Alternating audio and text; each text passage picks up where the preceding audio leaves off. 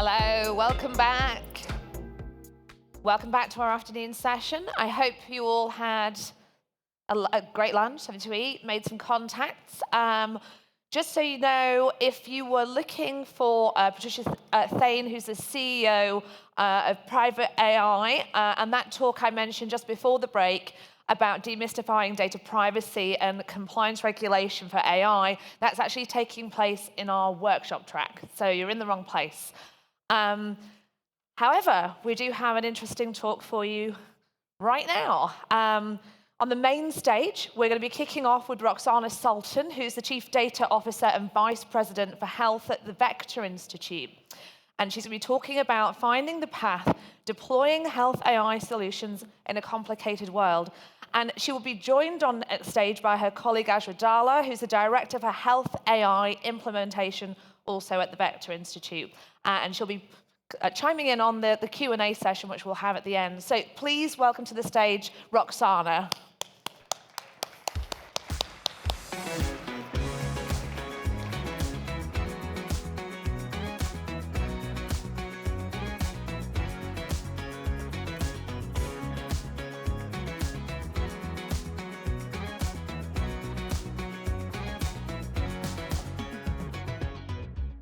Good afternoon, everybody. It's wonderful to see you all.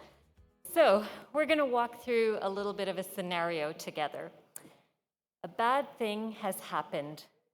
You are experiencing sharp, stabbing pain in your chest, and it's getting worse with every breath that you take in. Your heartbeat is rapid, and you're feeling very fatigued from the exertion of breathing. You go to the emergency department, and the technician takes a chest X-ray. Shortly thereafter, a nurse comes over and says, "We think that you may have a collapsed lung." It's going to be about 3 or 4 hours before a radiologist can take a look at your X-ray and confirm this diagnosis. Would you like to wait, or would you like to have your X-ray reviewed by a machine learning model that has been trained on hundreds of thousands of chest X-rays to identify collapsed lungs? It performs as well or better than most doctors. How many of you would take that option? Show of hands. All right, about half. So this usually works out to about 50-50. And I should mention that that is consistent, whether it's amongst people who are experts in AI or if it's a broader audience. So what it really boils down to is a question of trust. What do we worry about the most? We worry about our health and the health of our loved ones. Health is one of the areas where trust is paramount. Will I get the best care? Will there be any biases against me when I go to access care? And I should mention as an aside that the issues I'm talking about today, although I'm specifically talking about health, these issues actually apply across the board to innovation as a landscape. I may be the Vice President of Health at Vector, but I'm also the Chief Data Officer, and I often tell people, if we can get it right for health, we can get it right for everything else, because health is our most sensitive data. And health AI is where the bar needs to be set the highest. So if you could be confident that we're going to be responsible with your health data, that we're going to implement AI models that will impact your healthcare within an ethical framework, would that make you more inclined to accept care that's augmented by AI technology? So what I want to talk to you today about is the work that we're doing at the Vector Institute for Artificial Intelligence. Because at Vector, we are champions of AI in Canada. We have a specific focus on responsible AI, and we want to make our country a leader in the design and deployment of leading AI within an ethical framework. I'm going to talk to you about the integration of machine learning into clinical care, which represents unprecedented opportunities to drive precision medicine and to improve the quality and efficiency of healthcare. But it's not without its limitations. We'll talk about the strides that have been made to translate health ML research, but now we face our next hurdle. The resulting solutions, how do we get them into real-world clinical environments, and how do we do that while managing risks such as biased, inappropriate, or dangerous outcomes? So health AI has been translated into some small-scale deployment projects, and I'm going to share a couple of examples with you today. ChartWatch is a project that was supported by Vector and led by Vector faculty affiliate Mohammed Mamdani at Unity Health Toronto in its St. Michael's Hospital site in the General Internal Medicine Unit. ChartWatch uses an AI algorithm to predict the risk of patient deterioration in order to reduce the possibilities of death or unplanned admission to the intensive care unit. The system considers over 100 different parameters per hour, which enables it to categorize patients as low, medium, or high risk, and to predict whether the patient will need to go to the ICU or if they could potentially die within the next 48 hours.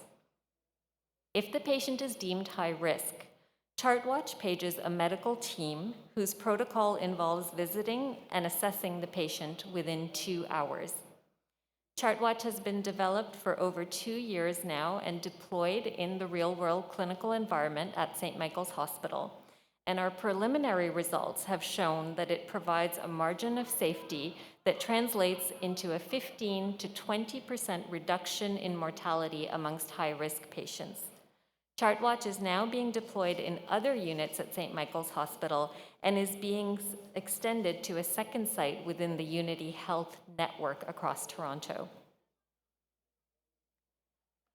Another example of a successfully deployed AI model in healthcare is a project that is supported by Vector and led in partnership between Vector faculty member Bo Wang and the University Health Network Cardiology Department. Medley is an app that remotely manages patients with congestive heart failure. The app generates alerts to the patients in real time and to the healthcare team when physiological vital signs such as weight, blood pressure, and heart rate move out of preset boundaries. These alerts enable clinicians to recognize problems before they occur so that they can deliver on-demand care and intervene before rapid end-stage heart failure occurs. Medley was originally created as a rules-based algorithm, but the integration of machine learning into the application has enabled it to much more accurately predict decompensation. Daily monitoring at home reduces the risk of clinicians missing the signs and symptoms of heart failure and has shifted the care model from episodes of care to on-demand care. Medley has enabled a 50% reduction in heart failure-related hospitalizations, a 24% reduction in all-cause hospitalizations, a 2-day shorter length of stay for patients who are hospitalized, and an improved nurse-to-patient ratio of 1 to 250, which is significantly improved from the typical ratio of 1 nurse to 40 patients. So clearly, we can translate research required to generate health AI algorithms into clinically deployed solutions that improve the quality and efficiency of healthcare. So as I mentioned at the start of my talk, issues have arisen with regard to the deployment of health AI in real-world clinical environments because we live in an imperfect world. Research conducted by Vector faculty member Marzieh Gassemi has shown that because bias exists in our world and exists in the data that exists within the health system, it has manifested itself in the outputs of AI research. For example, when complex contextual language models have been trained on information from academic journals and then have been used to complete missing text from real-world doctor's notes, biased outputs have been identified. So consider the drastically different recommendations that are generated when one changes a patient's race in a physician's note using a model and the prompt race, patient became belligerent and violent, send to token. If we input Caucasian for race, the model fills in the blank token with send to the hospital. If we input African American for the race, the model output is send to prison. Machine learning models identify patterns in historical data and draw correlations between variables such as race, gender, and age with decisions or outcomes based on what was recorded in that history. This can lead to model predictions that reinforce historical biases, and this is true even when those characteristics have been scrubbed from the training data sets. Dr. Ghessemi's published research has shown that AI models can predict a patient's race even when that has been removed from the clinical notes on which the model has been trained. This has been demonstrated in studies involving imaging data and pathology data.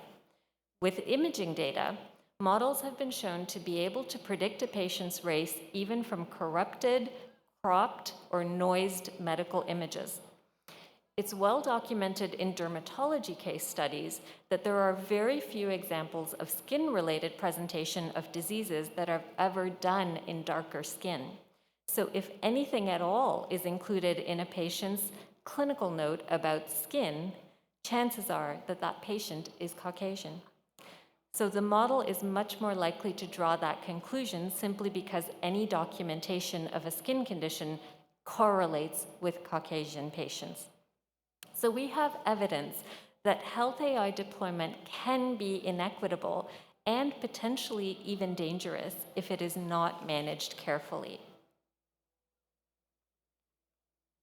So I'm going to shift gears a little bit and talk about how the Vector Institute is driving responsible AI. Vector scientists like Dr. Ghessemi and our in-house AI engineering team are working to address these challenges in various ways.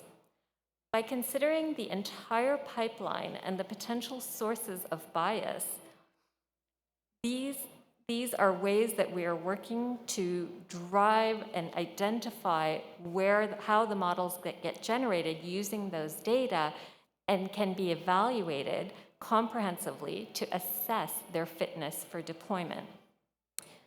Vector's AI engineering team, in consultation with our health AI implementation team, has developed a machine learning operations framework called Cyclops. Cyclops is an open source software framework that enables the responsible deployment of health AI models in real-world clinical settings. Using custom health-related evaluation metrics and state-of-the-art drift detection methods, the framework provides technical solutions for common impediments to model implementation, which include model and data biases, model evaluation and monitoring, and a lack of standardization of clinical data for input. In partnership with Trillium Health Partners in Mississauga, Ontario, the Vector team has undertaken an analysis of medical imaging data from 2018 to 2020 and has applied the Cyclops framework to identify drift in the data over that time period, accounting for shifts due to the start of the COVID pandemic, differences across geographic sites, and differences in the severity of illness. By correctly identifying the drift in the data and the consequent drift in the outputs of detection and prediction models, Cyclops has demonstrated its effectiveness in evaluating how models respond to changes in the input data. To date, Cyclops has been used to evaluate AI models for mortality decompensation prediction, prolonged ER stay prediction, chest X-ray data monitoring, cardiac outcomes prediction, and delirium prediction. Where issues have been identified, retraining parameters have been set and implemented. You'll hear more about Vector's work in ML Ops as we publish our results in this area, but the examples that I've just shared are really intended to give you a flavor for what Vector is doing to enable responsible health AI deployment in the real world. So at the Vector Institute, we believe that by leading the development of technologies and solutions within an ethical framework, we are setting a standard for how AI should be developed and should be implemented in Canada, as well as around the world. We know that Canada is seen as a trusted leader on the global stage, and while there may be concerns about the pace with which AI is evolving, we believe that by growing its potential responsibly, we can ensure that AI works for society and not the other way around. Thank you for your attention and for the opportunity to speak with you today.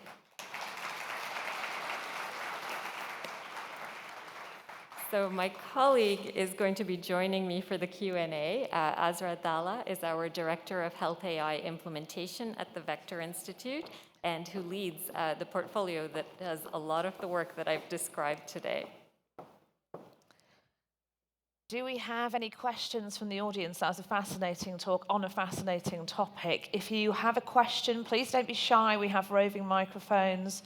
Raise your hand high so we can see it and we'll send one over to you. Oh, I think we have one in the front row here, the lady in the pink jacket. If we could get a microphone over there. Thank you. So my name is Pamela Gupta, and I'm very focused on trusted AI. In fact, I have a panel tomorrow. So my question to you is, firstly, accolades for the Cyclops model, which is really good. So congratulations for creating that. The question I have is, how integrated is that into your, across the board, right? Is it more focused and siloed, or is it something that is being used by any development effort you have in this area? And just one more question as an add-on to that, which is you talked about removing data bias. Have you also considered algorithmic bias removal? Those are great questions. So I can certainly speak to, at a higher level, the way that we are working with Cyclops is really intended to become our standard for how we support health AI implementation.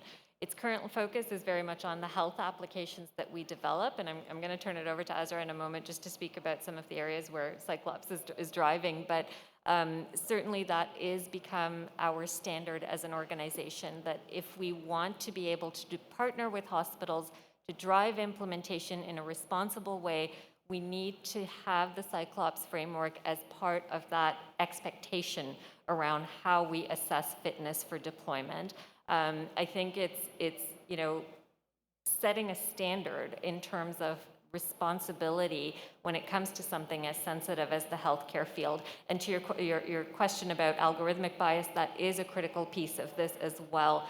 A lot of the work that's being done, because Cyclops is still very much continuing to evolve and develop, a lot of the work that's being done is not only on honing around how we assess the models themselves, but the data pipeline as well. So it's really from end to end. I'll turn it over to Azra to speak in a little more detail on this. Oh. Can we make sure Azra's head mic is on? Maybe you want to join Roxana over at the, yeah, maybe that's the best idea. We know that technology works. I'm gonna have to pull this down a little for me, but no, thanks so much for your question. As Roxana mentioned, in terms of the Cyclops framework, it is meant to test the generalizability of a model. And so while right now its use cases are rooted within healthcare, we're looking at models that look at mortality, decomposition. Roxana spoke to the model that we're working on with Trillium Health Partners as it relates to monitoring chest x-rays. The overall intention in terms of our goal for Cyclops is for it to be applied across industries. We are seeing a lot of use cases in the health area that are benefiting from its ability to monitor its performance over time.